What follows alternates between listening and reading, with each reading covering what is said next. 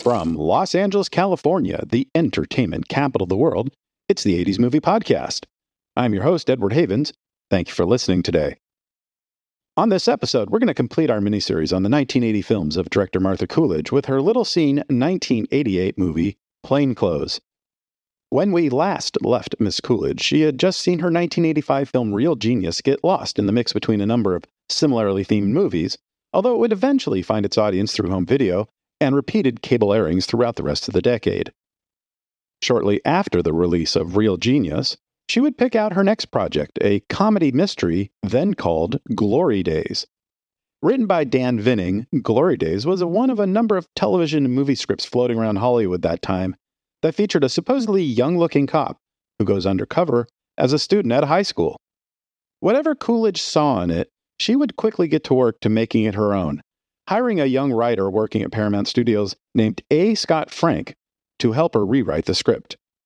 Coolidge had been impressed by one of his screenplays, a neo-noir romantic mystery thriller called Dead Again, and felt Frank was the right person to help her add some extra mystery to the Glory Days screenplay. While Frank and Coolidge would keep some elements of the original Glory Days script, including having the undercover cop's high school identity, Nick Springsteen, be a distant relative of the famous rock star from whose song the script had taken its original title. But Coolidge would have Frank add a younger brother for the cop, and add a murdered teacher, who the younger brother is accused of killing, to give the film something extra to work with.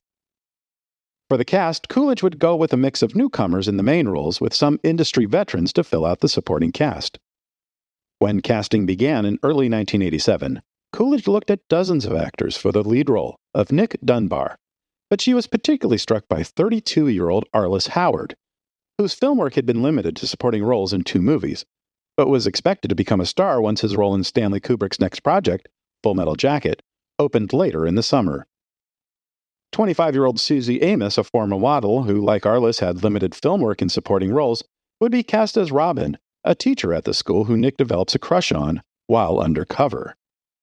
The supporting cast would include George Wendt from Cheers, Laura Dern's mother Diane Ladd, an Oscar nominee for her role as Flo in Martin Scorsese's Alice Doesn't Live Here Anymore, veteran character actor Seymour Cassell, an Oscar nominee himself for John Cassavetes' Faces, Robert Stack, the original Elliot Ness, who was yet another former Oscar nominee, Harry Shearer, and the great Abe Vigoda. The $7.5 million film would begin production in the Seattle metro area on May 6, 1987, and would last for 7 weeks, ending on June 30th. Plainclothes would open in 193 theaters on April 15, 1988, including 59 theaters in New York City and 8 in Seattle. The reviews would be vicious on the film, with many critics pointing out how ludicrous the plot was and how distracting it was that the filmmakers were trying to pass off a 32-year-old actor as a 24-year-old police officer going undercover as an 18-year-old high school student. Audiences would stay away in droves, with only about 57,000 people buying a ticket to see the film during its opening 3 days. A performance so bad, Paramount would end up pulling the film from theaters after just 7 days and a $289,000 ticket gross, replacing every screen with another high school set movie, the similarly titled Permanent Record, featuring Keanu Reeves, Jennifer Rubin, and Kathy Baker, and would be the final film for Martha Coolidge's regular co-star Michelle Mayrink, who would quit acting the following year and develop an affinity for Zen Buddhism. Mayrink would eventually open her own acting studio in her hometown of Vancouver, British Columbia. Not so coincidentally, Martha Coolidge is one of the advisory board members of the school. There would be one more movie for Martha Coolidge in the 1980s, a made-for-television mystery called Trenchcoat in Paradise, featuring Dirk Benedict from Battlestar Galactica and the A-Team, Catherine Oxenberg from Dynasty, and Bruce Dern, but it's not very good and not really worth talking about. As the 80s moved into the 90s, Coolidge would continue to work both in television and in motion pictures. In 1991, she would direct her Plainclothes co-star Diane Ladd, alongside Ladd's daughter Laura Dern, in the Depression-era drama Ramblin' Rose. But despite unanimous critical consent and Oscar nominations for both Ladd and Dern, the first and only mother-daughter duo to be nominated for the same movie or in the same year, the $7.5 million film would only gross $6.3 million.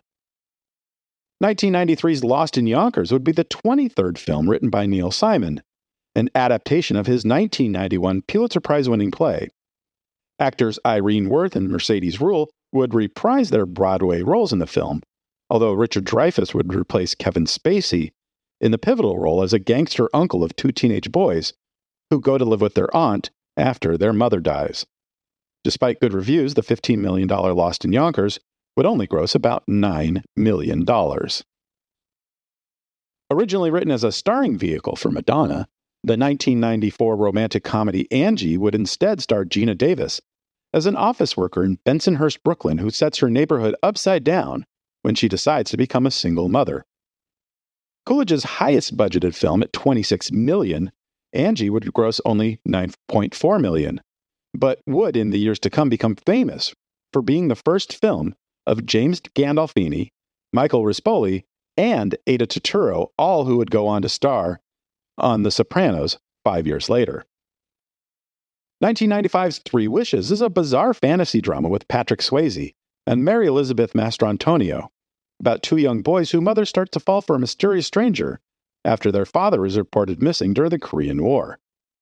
The $10 million film would be the worst reviewed movie of Coolidge's career and would barely gross $7 million when it was released. Things would turn around for Coolidge on her next film, Out to Sea.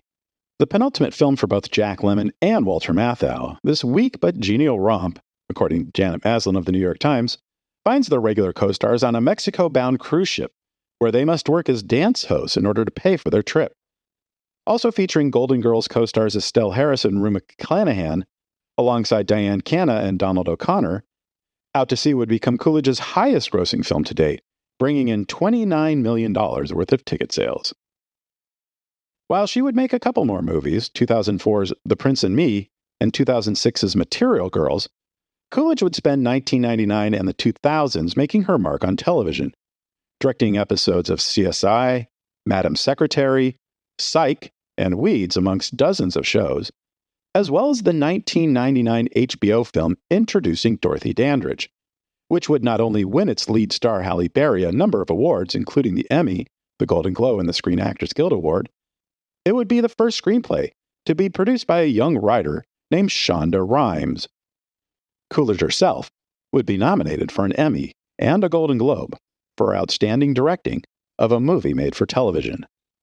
But possibly her biggest achievement in Hollywood would come in 2002, when Martha Coolidge would be the first female president of the Directors Guild of America.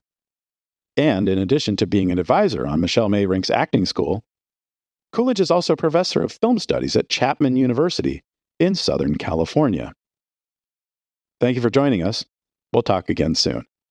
Remember to visit this episode's page on our website, the80smoviepodcast.com, for extra materials about Plainclothes and the other movies we covered on this episode.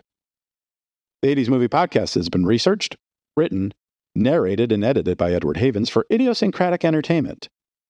Thank you again. Good night.